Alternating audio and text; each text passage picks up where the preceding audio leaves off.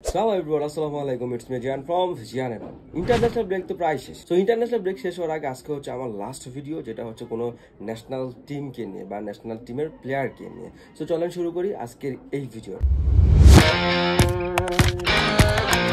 আমরা জানি ফুটবলের নাম্বার 9 এর যেটা পজিশন, সেই পজিশনের জন্য যে প্লেয়ারকে সিলেক্টেড করা হয় বা সেই প্লেয়ারের কাজ কি। আমরা যদি সেই রোনালদো নাজারিওর কাছ থেকে শুরু করি, বর্তমানে আমাদের হালের আলভারেজ থেকে শুরু করে, আমাদের আর্লিং ব্রাউট হল্যান্ড থেকে শুরু করে, কারিম বেনজেমা থেকে শুরু করে বা লুইস সুয়ারেজ দিয়ে যদি আমরা শেষ করি, তাহলে হচ্ছে যে বোঝা যায় যে একটা নাম্বার 9 এর কাজটা কি থাকে।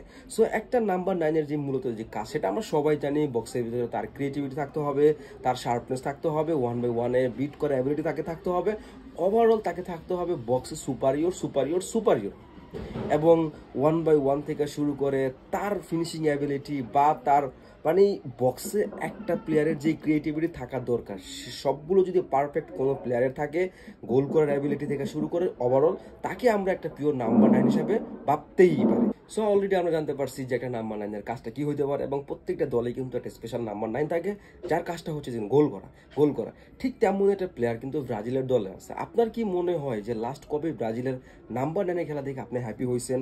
যদি আমি ভুল না করে থাকি, 2010 ওয়ার্ল্ড কাপের পর থেকে আমরা এখন পর্যন্ত ব্রাজিলের টিমে কোন রকমের একটা পিওর নাম্বার 9 পাই নাই। লুইস ফেবিয়ানো যে ছিল ব্রাজিলের হয়ে সর্বশেষ নাম্বার 9, যার খেলা দেখে আমাদের মনে হইতেছিল যে না, সে একজন পিওর নাম্বার 9।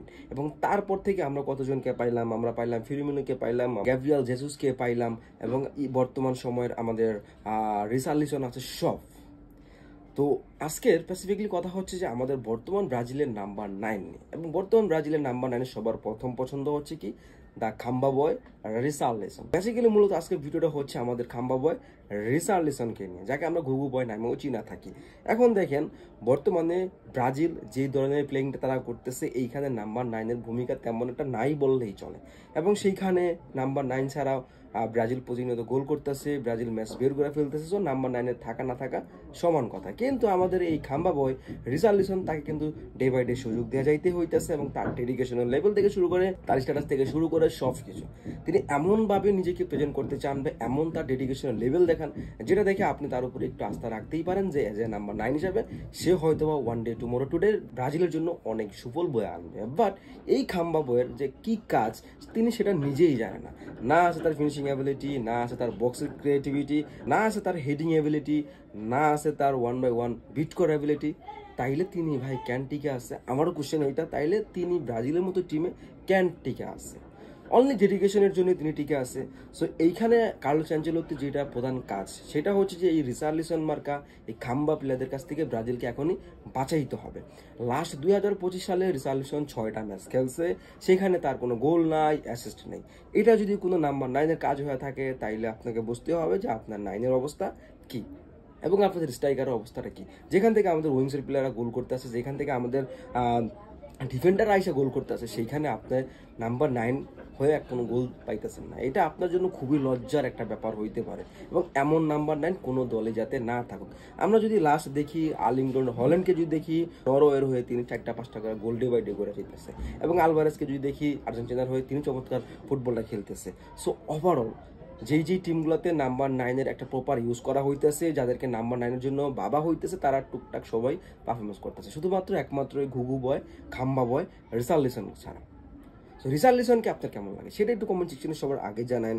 দেখেন, আমরা যেই একটা নাম্বার 9 রিচার্লিসনকে দেখি, তার ভিতরে না আছে প্লেইং মেকিং করার অ্যাবিলিটি। তিনি হইতেছে বক্সে তার কি কাজ সেটা নিজে তিনি জানে না, এবং 1x1 তিনি বিট করতে পারতেছে না, এবং হেডিংয়ে তিনি পারতেছে না। সো তাকে কেন রাখা হয়েছে?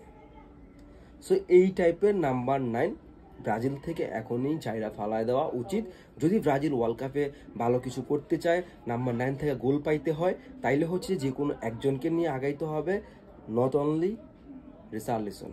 আমাদের জোয়া পেদ্রো আছে, ম্যাথিউস কুনহা আছে, তাদেরকে একটু বাজায় দেখা উচিত।